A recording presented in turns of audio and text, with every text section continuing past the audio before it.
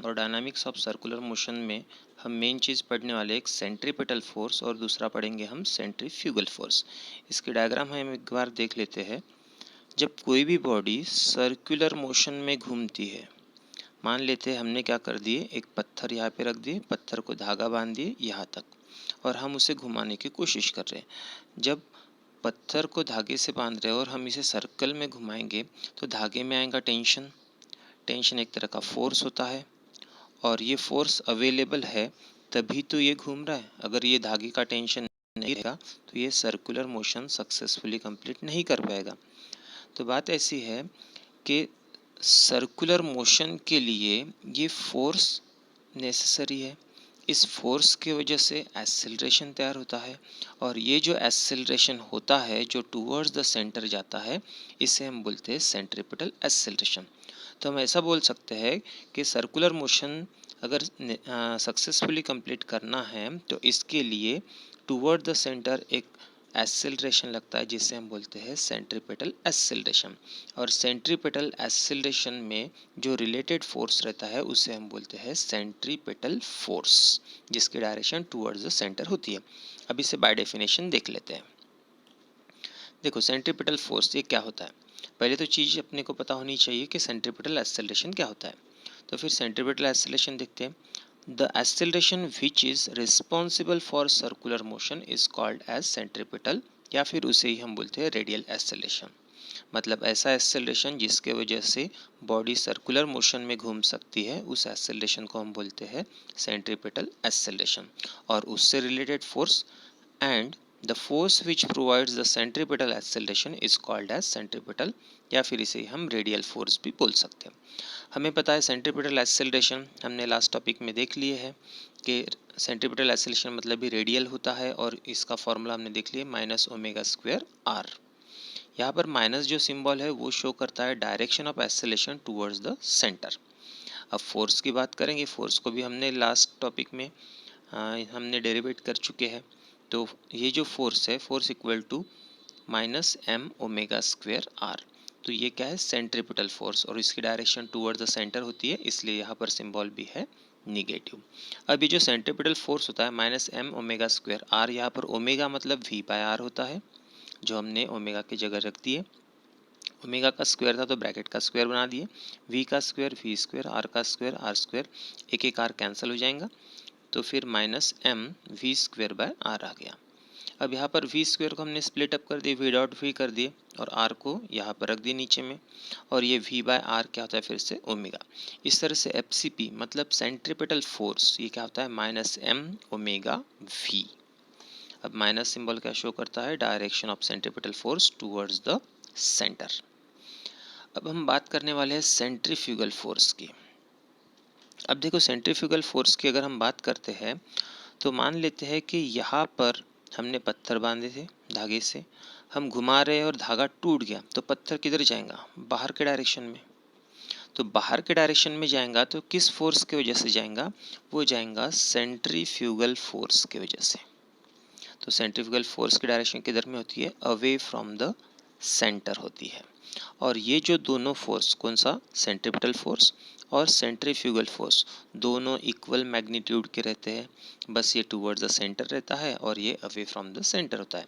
Towards the centre होने की वजह से यहाँ पर हम सिंबल देते हैं, साइन यूज़ करते हैं निगेटिव, और ये अवे फ्रॉम द सेंटर होने की वजह से इसके लिए हम पॉजिटिव सिंबल यूज़ करते हैं।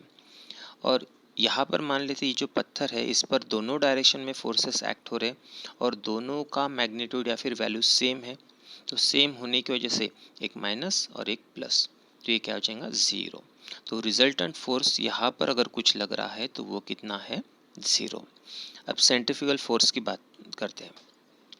सेंट्रीफ्यूगल फोर्स में if an object moving in a circle and experiences outward force, मतलब एक ऑब्जेक्ट जो सर्कुलर मोशन में घूम रही है और इसके ऊपर में एक आउटवर्ड डायरेक्शन का फोर्स लग रहा है, तो फिर then this force is called as centrifugal force.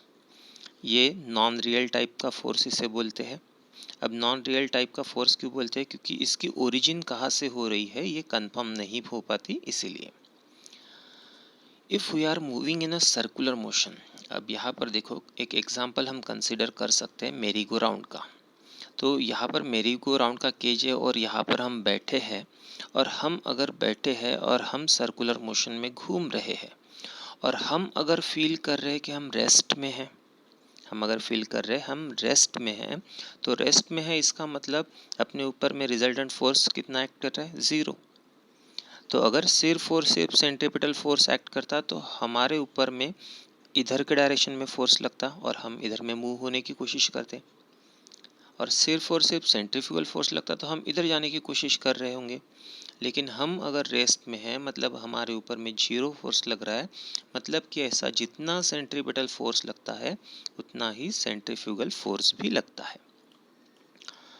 If we are moving in a circular motion, और हम एग्जांपल लेंगे मेरी गो राउंड का, and if we feel in rest, अगर हमें रेस्ट पोजीशन में फील हो रहा है, then we need to consider a force opposite to the centripetal force. अगर हम यहाँ पर रेस्ट फील कर रहे हैं, मतलब सेंट्रीपिटल के अपोजिट फोर्स भी एक्ट हो रहा है, और जिसके वजह से इन दोनों का एडिशन 0 होता है, मतलब रिजल्टेंट फोर्स हमारे ऊपर में एक्ट हो रहा है 0, और हम फील कर रहे हैं रेस्ट कंडीशन में, और उसकी direction away from the centre, इसलिए यहाँ पर पॉजिटिव हम कंसिडर कर रहे हैं दिस सेंट्रीफ्यूगल फोर्स। और यही क्या होता है, सेंट्रीफ्यूगल फोर्स। इस सेंट्रीफ्यूगल फोर्स को सुडो फोर्स भी बोलते हैं, उसे और एक नाम है फिक्शियस फोर्स। और ये जो अराइज होता है, arise due to observer's frame of reference. अब ऑब्जर्वर्स फ्रेम ऑफ रेफरेंस, अब फ्रेम ऑफ रेफरेंस की बात करते हैं। यहाँ पर देखो, ये मेरी गो राउंड का एक केज है जिसमें हम लोग बैठते हैं। अब मान लेते हैं आप इसमें बैठे हो और मैं बाहर से देख रहा हूँ, तो मुझे समझेगा कि तुम्हारे ऊपर में ये फोर्स बाहर के डायरेक्शन में लग रहा है, और तुम्हारे ऊपर में फोर्स लग रहा है, इसे मैं सेंट्रीफ्यूगल फोर्स भी कंसिडर करूँगा। लेकिन अगर यहाँ पर तुम बैठे हो और तुम्हारे व्यू के हिसाब से सोचते हो, तुम खुद को रेस्ट में फील करोगे, तो रेस्ट में फील करोगे। क्यों रेस्ट में फील कर रहे हो, क्योंकि सेंट्रीपिटल इक्वल टू सेंट्रीफ्यूगल भी लग रहा है, तभी रेस्ट में तुम फील कर रहे हो। और इसका ही मतलब हम बोलेंगे कि यहाँ पर सेंट्रीफ्यूगल फोर्स भी है, इसीलिए हमने रेस्ट पोजीशन में खुद को फील किए हैं। तो सेंट्रीपिटल और सेंट्रीफ्यूगल दोनों की डायरेक्शन अपोजिट होती है, जिसकी वजह से हम रेस्ट फील करते हैं, क्योंकि रिजल्टेंट फोर्स कितना एक्ट होता है, वहाँ पर 0 एक्ट होता है। और जहाँ पर फ्रेम ऑफ रेफरेंस की बात करते हैं, ये थोड़ा सा डीप टर्म है या फिर वास्ट इसका टर्म रहेगा। इसमें सामने चल के हम देखेंगे कि इस सिस्टम को अगर हम बाहर से देख रहे हैं या फिर इस सिस्टम के अंदर में रह के देख रहे हैं, मतलब हम इस मेरी गो राउंड में बैठे हैं और बैठ के कंसिडर कर रहे हैं, वो एक फ्रेम ऑफ रेफरेंस, और कोई तो भी यहाँ पर बैठा है और हम बाहर रह के इसको देख रहे सिस्टम को, तो वो एक फ्रेम ऑफ रेफरेंस। इन दोनों केसेस में कभी कभी सेंट्रीफ्यूगल और सेंट्रीपिटल इनको अलग तरीके से कंसिडर कर लिया जाता है, लेकिन फ़िलहाल के लिए इतना इनफ है।